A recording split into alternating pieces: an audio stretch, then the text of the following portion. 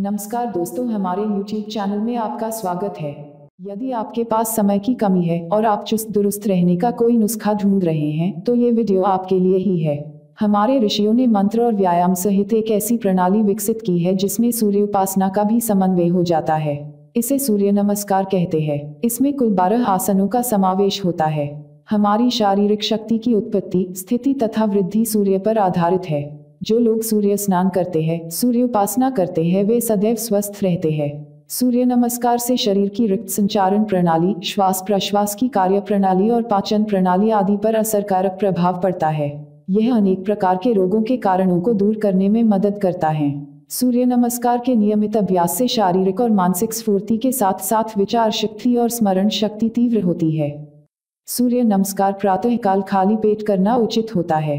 तो चलिए अपने अच्छे स्वास्थ्य के लिए सूर्य नमस्कार के इन सरल और प्रभावी आसनों को आरंभ करें। पहली स्थिति, प्रणाम आसन।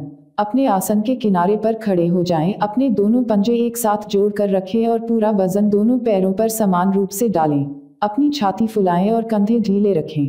श्वास लेते हुए दोनों हाथ बगल से ऊपर उठाएं और श्वास छोड़ते हुए हथेलियों को जोड़ते हुए छाती के सामने प्रणाम मुद्रा में ले आएं।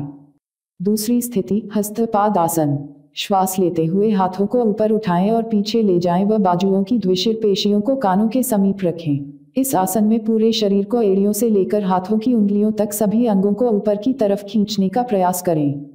तीसरी स्थिति, हस्तपाद आसन, हैंड टू फुट पोज।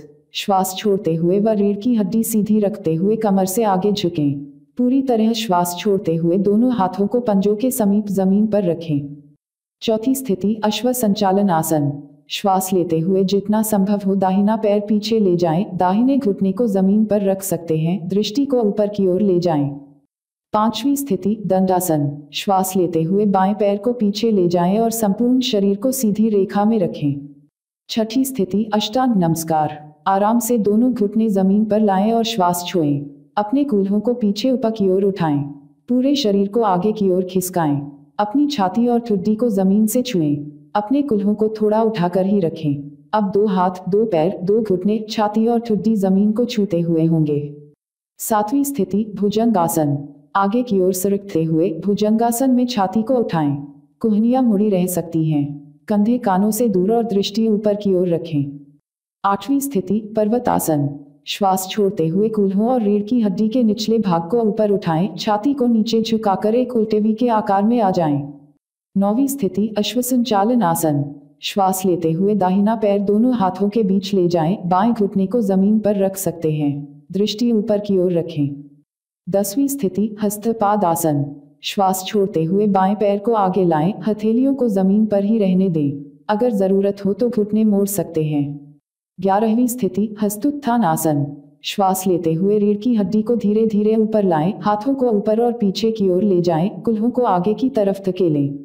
12वीं स्थिति, ताड़ासन। श्वास छोड़ते हुए पहले शरीर सीधा करें, फिर हाथों को नीचे लाएं। इस अवस्था में विश्राम करें और शरीर में हो रही संवेदनाओं के प्रति सजगता ले आएं। सूर्य नमस्कार को डेली रूटीन में शामिल कर सही तरीके से किया जाए तो आपके जीवन में सकारात्मक ऊर्जा आएगी। सूर्य नमस्कार के दौरान उदर के अंगों की स्ट्रेचिंग होती है जिससे पाचन तंत्र सुधरता है।